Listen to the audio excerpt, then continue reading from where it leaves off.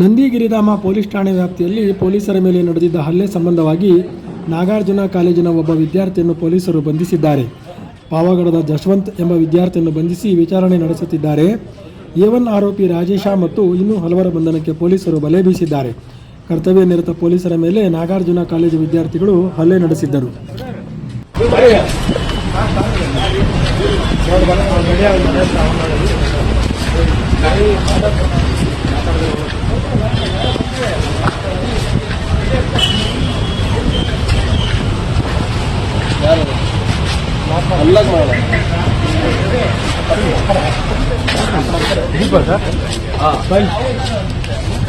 ನಮ್ದು ಹೊರಗಡೆ ಇದೆ, ಹೌದು ಹೊರಗಿದೆ ನೋಡಿ ಸರ್. ಇಲ್ಲಿಂದ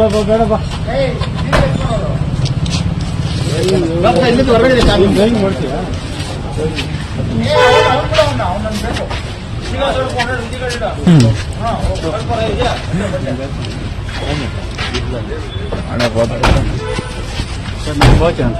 మేము పోలేదు సపరేట్ పోండి.